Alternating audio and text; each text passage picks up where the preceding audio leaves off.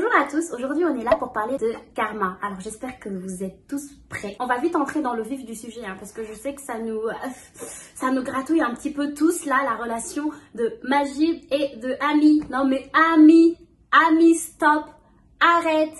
Je sais pas dans quelle langue je dois te le dire, mais arrête quoi, stop. J'ai envie de lui dire, mais arrête quoi, arrête de séduire le fiancé. J'allais dire le copain, mais non, c'est le fiancé. Arrête de séduire le fiancé de ta pote. Non mais oh, no way. Ça devrait pas avoir lieu. C'est ta soeur, c'est le fiancé de ta soeur, donc stop. Non mais sérieusement, je sais qu'il y en a qui sont pro couple Majib et Ami, dont Sylvia par exemple d'ailleurs. Mais voilà, moi, ça me fait mal quand même là. Enfin, je sais pas. Tu dis que c'est ta soeur, mais à côté tu te laisses séduire par son mec. Enfin, je sais pas, c'est... Pour en revenir à la scène donc qu'on a assisté, le baiser qui a failli avoir lieu entre Majib et Ami, on voit tout de suite après que Ami est bouleversée, qu'elle tremble de peur, enfin voilà, qu'elle a l'air d'avoir des regrets de ce qui a failli se passer. On imagine que Ami c'est une personne qui a l'habitude d'avoir le contrôle. Elle a l'habitude d'avoir le contrôle sur les hommes, mais ça veut dire qu'elle a jamais réellement rencontré le vrai amour. Et là, c'est ce qui est en train de se passer. Ce qu'elle vit avec Majib, c'est un coup de foudre, c'est le vrai amour. Elle n'arrive pas à contrôler les choses. On a vu dans l'épisode précédent, comme Sylvia l'a dit, Ami n'est pas du tout une personne innocente. Mais loin de là, loin de là. Elle sortait avec un mec, elle savait très bien qu'il avait une famille, elle s'est servie de lui. Enfin voilà, elle sait en fait utiliser son charme, elle sait qu'elle est belle. Mais avec Majib, ça marche pas. Écoute, c'est le coup de foudre, c'est le coup de foudre. C'est comme ça, c'est l'amour. Quand l'amour te tient, difficile de s'échapper. Donc là, c'est ce qui est en train de lui arriver. Clairement, on le voit, elle n'a pas le contrôle. On voit aussi dans cette scène que Ami porte un collier avec un pendentif clé. Alors, faut savoir que les colliers, comme on a pu le voir avec Sylvia, disent beaucoup de choses, révèlent beaucoup de choses sur notre personnalité, sur notre personne. Un pendentif avec une clé représente pas mal de choses, a plusieurs significations, dont l'amour. Ce pendentif pourrait représenter son amour pour Majib. C'est un petit peu pour dire, voilà, j'ai les choses en main, c'est-à-dire que j'ai une clé. À toi, apprends à me connaître et ouvre mon cœur en fait. C'est un petit peu comme si elle disait à Majib, apprends à me connaître et mon cœur t'appartient. Ou alors l'effet inverse, elle lui disait, attention, c'est moi qui ai la clé de mon cœur et je ne te l'ouvrirai pas. Mon cœur est fermé, tu n'y entreras pas. Dans la scène suivante, on a un retour dans le passé avec Ami, sa cousine, ainsi que les trois autres, Virginie, Maïmouna et Ndeye Marie. Alors cette scène est d'autant plus importante parce qu'on découvre en fait que la mère de Ami était folle. En tout cas, c'est ce que prétend la fille qui voulait la frapper en tout cas. Ça révèle pas mal de choses. On se demande en fait comment elle a fini en fait cette personne, comment elle a vécu après son accouchement, enfin après l'enfant qu'elle a eu avec Bachir, quelle a été sa vie. En tout cas, c'est sûr qu'elle a été malheureuse parce que si à cause de ce qui lui est arrivé, elle a fini par avoir des troubles mentaux, c'est quand même assez bouleversant. Elle a très mal fini, la mère de Ami. Et donc,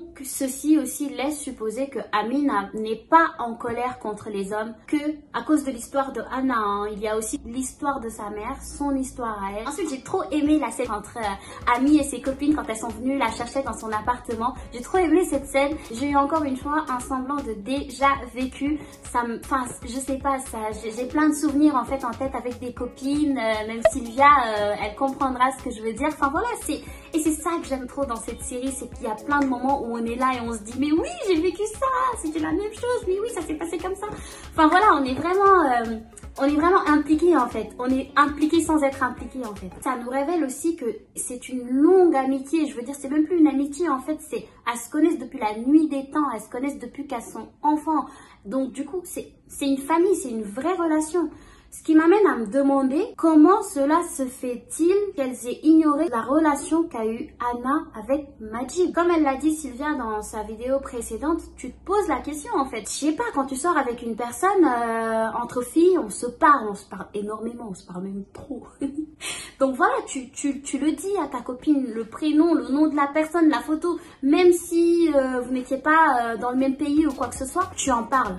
Donc on se pose des questions quand même, à savoir comment cette relation, comment elle a été en fait, comment elle s'est faite. Anna, Majib, voilà, c'est encore le mystère. Hein. Ensuite, on a la scène de Bachir avec entouré de sa femme bien-aimée hein, et de sa belle-sœur. Cette famille respire la joie de vivre, hein, encore une fois, même si on sait qu'il y a des secrets qui entourent tout ça. On voit que Bachir est aux petits soins quand même, il est aux petits soins de sa femme et ça, on peut pas le nier malgré ce qu'il a fait. Alors là, maintenant, le problème qui va se poser, c'est la sœur de sa femme. Là, ça y est, là, ça va être un bordel. Je pense qu'elle va foutre un bordel encore pire que ce qu'il y a déjà. C'est pour ça que, en fait, on dit que la vérité blesse, mais parfois, il y a des vérités, même si ça blesse, vaut mieux les dire sur le coup, quoi. Enfin, les dire tout de suite et pas attendre des années après pour le dire. Ça ramène plein de confusion, comme ce qui est en train de se passer.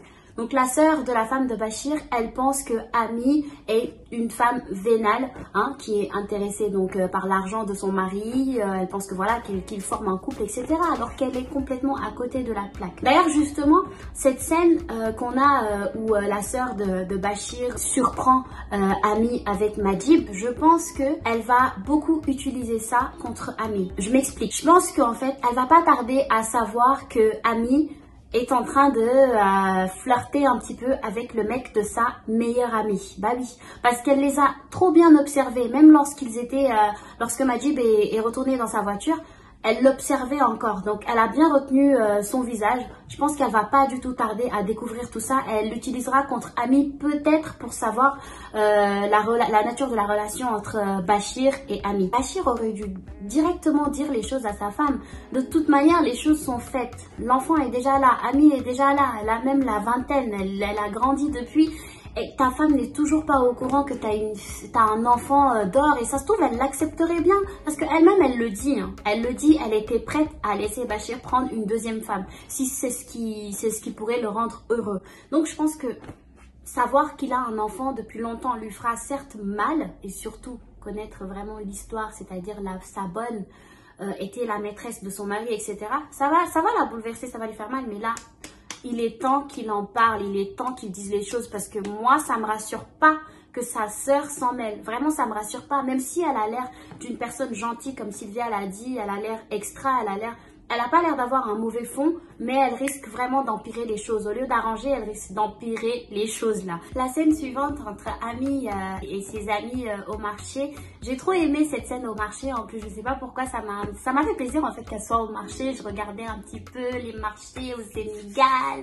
Enfin voilà, ça me manque un petit peu, donc ça m'a fait plaisir cette scène. Et comme d'habitude, Ami, encore, la fille...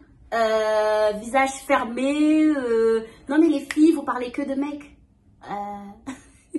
Bon, j'avoue, je suis d'accord, elle parle que de mecs, mais en fait, voilà quoi, ça me rappelle un petit peu Wadjoubar qui disait donc les filles, un petit peu là. Au lieu de parler que de mecs. Bref, tout ça pour dire que Ami, ce personnage a quand même un côté hypocrite. D'accord? Je m'explique pourquoi. Elle est toujours là à juger un petit peu ses copines sur leur relation avec leurs mecs, sur leur façon de parler des mecs, etc. Mais à côté, qu'est-ce qu'elle fait? Qu'est-ce qu'elle fait à côté? Elle séduit le mec de sa copine. Oh, on en parle ça ou pas? Non mais sérieusement, à chaque fois elle est là à faire l'innocente. Non mais arrêtez de parler des mecs, pourquoi vous parlez que des mecs? Non mais les mecs sont mauvais, nanana. Mais à côté, on voit ce qu'elle fait. À côté, elle est sortie avec un mec il y a 2 semaines, qu'elle a utilisé. À côté, elle séduit Majib comme jamais. Je suis désolée, hein, elle est dans la séduction depuis le départ. Et du coup, je sais pas, il y a un côté un petit peu, il y a de l'hypocrisie un petit peu quand même dans ce personnage. On sait qu'elle cache beaucoup de choses qu'on a du mal. On a du mal en fait à percer vraiment le caractère de ce personnage. C'est un personnage très très paradoxal. On l'avait dit hein, avec Sylvia dans le premier épisode. Et ça se révèle vrai en fait. C'est un personnage paradoxal. Ami, qu'est-ce que tu veux en fait à la fin? Tu veux quoi? Tu veux du pain? Et là, encore une fois, elle a toujours un petit peu le mot qui blesse un petit peu hein, par rapport à la relation entre Ndaye Marie et Majib. Elle dit à Ndaye Marie qu'elle ne devrait pas faire confiance à Majib. Bon, elle sait, elle parle en connaissance de cause, hein, mais bon. Et ce qu'on découvre aussi là, c'est Ndaye Marie, encore une fois, qui est très très amoureuse de Majib. Hein, elle le dit encore une fois. Elle dit aussi à un moment donné qu'il a beaucoup fait pour elle. Je me demande ce qu'il a fait, mais en tout cas, ce qui est sûr, c'est qu'elle est follement amoureuse. Et d'ailleurs, c'est à cause de ça, de ce qu'elle vient de dire, que Ami a vite couru chez Majib pour lui dire attention, faut pas dire au fils ce qui s'est passé, non, non, parce qu'elle a encore une fois eu des remords sur ce qui s'est passé, bien évidemment, la veille. Je comprends simplement que Ndeye Marie n'était pas une copine qui l'a draguée de son propre vouloir, mais c'était comme un plat servi sur un plateau. C'était, je pense, d'après ma compréhension, c'était la copine à son frangin. Il y avait un peu d'attirance entre eux, mais ça ne collait pas. Je n'ai pas vraiment compris si ça ne collait pas aux côtés de Ndeye Marie ou c'était le frangin qui n'aimait pas. Et c'est là où a commencé la relation. J'ai vraiment aimé le passage. Ils n'ont pas montré ça en noir et blanc pour nous prouver que c'était le passé. Mais automatiquement, par rapport à la conversation, nous comprenons le passé en fait réel de Majid. D'où même, je dirais, qui s'est permis en fait de tomber amoureux, sinon d'avoir l'attraction envers Ami. Pourquoi? Parce que il n'a peut-être pas rencontré Ndeye Marie comme il aurait souhaité. Mais par contre, avec Ami, c'était un coup d'effet qu'on ne peut pas expliquer. Et cela ne justifie pas le fait qu'ils se mettent ensemble parce qu'elle est meilleure amie à sa fiancée. Bon bah ça y est, c'est fait. On l'attendait. On savait que le baiser allait finir par arriver. Hein. Donc Majib, il n'a pas réussi la veille, mais le lendemain, il s'est bien rattrapé. Hein. Non mais sérieusement, c'est quoi ça? Non mais allô? Bon, qui était comme moi? Est-ce que vous aussi, vous étiez en mode... Parce que, bon, qu'on se dise la vérité. Dans le cinéma sénégalais, les séries sénégalaises, etc., on n'a jamais vu vraiment, en tout cas, deux personnes s'embrasser comme on a l'habitude de le voir dans les films occidentaux ou quoi que ce soit. Dites-moi si je me trompe. En tout cas, moi, j'ai jamais vu une scène de baiser comme ça, nanana, les deux personnes sont là et ils s'embrassent. J'ai jamais vu encore ça. Du coup, ce moment où il l'attrape, j'étais un peu en mode mince, qu'est-ce qui va se passer? Est-ce qu'il va l'embrasser? Ces moments où, quand t'es en famille, t'es en mode mince, qu'est-ce qui va se passer? S'ils s'embrassent, faudrait peut-être que je me lève s'il y a ta mère à côté ou ton père et t'assumes pas cette scène. Enfin voilà. On sait que nous, les Sénégalais, on est un peu pudiques, en tout cas en ce qui concerne le cinéma, hein, je précise, les gens on est encore dans la pudeur, on est encore dans, voilà, on essaye encore de faire les choses pour respecter un petit peu, on va dire, enfin, notre culture et nos traditions en fait. Donc bon bref, c'était juste une petite parenthèse pour savoir qui s'est senti un petit peu... pas gêné, mais un petit peu en mode qu'est-ce qui va se passer? Est-ce qu'ils vont franchir ce pas? Est-ce que le cinéma sénégalais est en train de changer? Est-ce qu'ils vont vraiment s'embrasser devant nous ou pas? C'est des questions que je me suis posées. Bon, finalement, non, il n'y a rien. Il y a juste un petit moment de... Et voilà. Mais bref, en tout cas, ça y est, c'est arrivé quoi. Ils se sont embrassés. C'est fini, vous avez franchi un pas là. Vous ne pourrez plus jamais revenir en arrière. Là, pour moi, Majid a trompé Ndeye Marie et Ami a trompé sa meilleure amie. Et d'ailleurs, dans cette scène, ils se retrouvent tous les deux à côté de ce tableau qui les a déjà réunis dès le premier épisode. Ce tableau encore avec le signe de l'infini, hein, ce tableau qui représente toute la série. Ils sont dans un karma et ils peuvent rien maîtriser. Moi, cet épisode m'a tellement soulagée. J'ai été soulagée. Pourquoi? Parce que j'ai compris que Majid est sincère et il est tellement amoureux de Ndeye Marie. Et vraiment, j'ai été soulagée. Malgré les difficultés, malgré le fait que Mère Soda est très dure envers eux et qu'elle les a trop pointés du doigt, mais ils vont surmonter cela ensemble. Donc, dans cet épisode, on a aussi compris que Majid et Ami ne sont pas amoureux. Pas du tout. Ils ne sont pas amoureux. Ils sont juste attirés l'un vers l'autre. Et pendant leur conversation dans l'appartement, il y avait ce tableau-là au milieu. Je dirais que tout ce qui explique ce tableau, c'est ce qui explique la nature de leur relation. Dans ce tableau, il y avait le cœur noir là. Un cœur noir, à ma connaissance, ce n'est pas de l'amour. Et ce cœur noir là est entouré par le symbole du karma à l'infini, le karma qui tourne. Donc moi, je dirais que leur union ne fera qu'un malheur. Un malheur qui tournera et tournera et continuera toujours jusqu'à l'infini. C'est mieux pour eux de ne pas se mettre ensemble. Parce que je dirais que ce cœur noir explique la haine, la vengeance. Ensuite, on assiste à cette scène entre Maï et sa maman qui est encore dans le jugement. Oh là là, mais la mère de Maï, je me dis, mais de quoi je me mêle en fait? De quoi je me mêle? Faut qu'elle arrête, vraiment, c'est pas bien ce qu'elle fait. Elle est en train de juger Ami alors qu'elle connaît vraiment, elle connaît même pas son histoire en fait. Et ça, c'est pas bien parce qu'elle-même, elle a des enfants, elle aimerait pas qu'on traite ses enfants de cette manière-là. C'est pas parce qu'une personne tombe enceinte avant le mariage que ça fait d'elle une mauvaise personne, mais pas du tout quoi. Donc là, elle est vraiment dans des préjugés qui n'ont pas lieu d'être en fait. Elle devrait plus chercher à savoir ce qui s'est passé ou même pas en fait, même cherche même pas, t'as même pas à chercher, juste essaye d'avoir une bonne pensée quand tu rencontres d'autres personnes, surtout quand ta fille est amie avec cette personne depuis l'enfance quand même. Donc elle n'a pas à réagir comme ça. Franchement, la mère de Maï, elle est décevante sur ce côté-là. Elle devrait arrêter tout simplement de tout le temps vouloir lyncher Ami et de vouloir les séparer, de vouloir mettre fin à leur relation. C'est pas bien. Venant d'une maman qui a des enfants, etc., qui sait ce que c'est que d'élever des enfants, enfin, c'est pas bien. Ensuite, ce moment où elle dit carrément Ami n'est pas mariée, elle a son appartement, elle fait entrer et sortir les hommes. Enfin, je sais que ce préjugé existe vraiment au Sénégal, c'est-à-dire que quand tu es une fille et que tu prends un appartement, tu passes automatiquement pour une mauvaise fille en fait, une personne qui n'a aucun respect et directement les gens vont penser que tu fais ça pour pouvoir accueillir des hommes chez toi alors que pas du tout. Mais en fait, pourquoi on a cette pensée-là alors qu'au final, il y a des personnes qui quittent leur famille, parfois qui quittent par exemple le Sénégal pour aller faire des études ailleurs. Prenons l'exemple d'une personne qui quitte le Sénégal pour venir en France. Quand elle va venir en France, cette personne va prendre un appartement, va vivre dans son appartement. Et ben, ça pourrait être la même chose au Sénégal. Tu peux très bien quitter Dakar pour aller dans une autre ville ou quitter une ville du Sénégal, je sais pas moi, Mbour, Thiès, pour venir étudier à Dakar et prendre un appartement. Enfin, il y a plusieurs raisons possibles. Bon, on a aussi cette scène électrique entre Majib et Ami. Majib qui vient pour dire à Ami de pas dire ce qui s'est passé la veille, etc. Bon, en fait, réellement, dans cette scène, moi, j'avais l'impression limite que Majib se forçait un petit peu lorsqu'il disait « Oui, j'aime Ndeye Marie et c'est un amour réciproque ». J'avais l'impression qu'il essayait plutôt de se convaincre et non de convaincre Ami. Il essayait de se convaincre, en fait. Donc, au final, cet amour ne vaut rien, en fait. Il n'est pas vraiment amoureux. Là, clairement, pour moi, Majib n'est pas vraiment amoureux de Ndeye Marie. Peut-être qu'il croit l'être ou qu'il essaie de se convaincre, mais il l'est pas. Ça se voyait complètement comment il disait ça. Oui, nanana, elle le mérite pas. C'était plus un petit peu... Il a beaucoup de peine, à mon avis. Il a de la pitié pour Ndeye Marie, qui est une fille bien. Elle a rien à se reprocher. Elle est, enfin voilà, c'est une fille gentille. Elle est folle amoureuse de lui.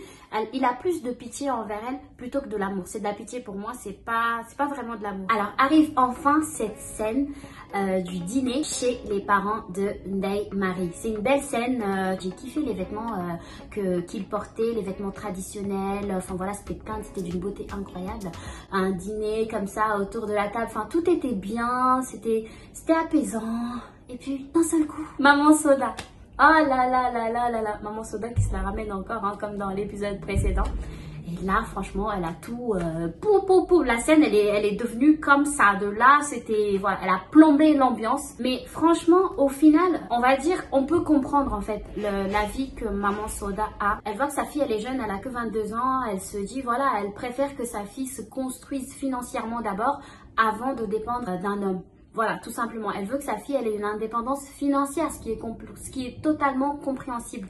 Après, là, sur le coup, la manière de le dire n'était pas forcément la bonne. Mais n'était pas du tout même la bonne parce que autour de la table, tout le monde mange et toi, tu commences à lancer des pics comme ça. C'était quand même énorme. Et après, ce qu'il y a aussi, c'est que pour moi, l'un n'empêche pas l'autre. C'est-à-dire qu'une femme peut très bien se marier et poursuivre ses études. L'un n'empêche pas l'autre. Après, ça dépend combien d'années d'études il te reste. C'est clair que si tu fais médecine et qu'il te reste 10 ans d'études ou tu fais une autre filière, il te reste 5 ans d'études, ça peut être compliqué. Mais par exemple, s'il te reste que 2 ans d'études ou 1 an d'études, mais c'est complètement faisable. Tout dépend de la personne avec qui tu es. Si c'est une personne qui est capable de te soutenir jusqu'au bout, qui est compréhensif, qui te soutient, qui t'amène vers le haut en fait, tu peux tout réussir avec cette personne-là. Voilà, donc l'un n'empêche pas l'autre. Et là, la relation de Maï et Lamine, c'est bon, elle est trop longue là. Oh! Ce qu'il y a aussi, c'est qu'on remarque que Maman Soda n'a pas du tout confiance en Majib. Je pense que ça, c'est depuis le départ. Elle a un mauvais pressentiment en fait. Et depuis le jour où elle l'a vu accoster devant chez elle, elle a pas... Enfin voilà, ça, même quand elle lui demande « Oui, tu étais où avant ?» nanana, on sent en tout cas qu'elle n'a pas confiance en lui. Et c'est peut-être pour ça aussi qu'elle veut repousser le mariage mariage. Je pense que si c'était une personne en qui elle a confiance, elle aurait directement dit vas-y. Mais là, il y a un pressentiment derrière. Ça s'explique ou pas, on le saura. Mais en tout cas, ce qui est sûr, c'est qu'elle est loin de savoir qu'en fait, Ndeye Marie et Majid habitent déjà ensemble. Ils sont en concubinage. Si elle était au courant, je pense qu'ils vivent en concubinage, elle aurait accepté très vite le mariage. Après cette vive réaction de Maman Soda, il y a son mari, le père de Ndeye Marie, qui lui vient apaiser les choses. J'aime trop ce personnage. Encore une fois, je l'aime trop. Grand Lai de Idole. Je l'aime trop. Il joue trop bien. Enfin voilà. Donc lui, il a eu une réponse très intelligente. Hein. Il vient apaiser les choses et il montre aussi que c'est lui le père de famille et que la décision finale lui reviendra. Bon bah voilà, c'est tout pour cette analyse. J'espère que vous l'avez appréciée. N'hésitez pas à laisser vos commentaires pour me dire ce que vous en avez pensé parce que j'ai l'habitude de tourner avec Sylvia mais j'ai pas l'habitude de tourner toute seule. Donc dites-moi ce que vous en avez pensé et surtout, encore une fois, pour toutes ces nouvelles personnes qui arrivent et qui découvrent cette vidéo, qui découvrent la chaîne de Sylvia, n'hésitez pas à aller voter pour les Alicom Awards et merci à tous ceux qui l'ont déjà fait, tous ceux qui ont soutenu Sylvia, qui soutiennent la Yuri TV. Merci encore à vous. Voilà, bisous bisous, à la prochaine. Ciao.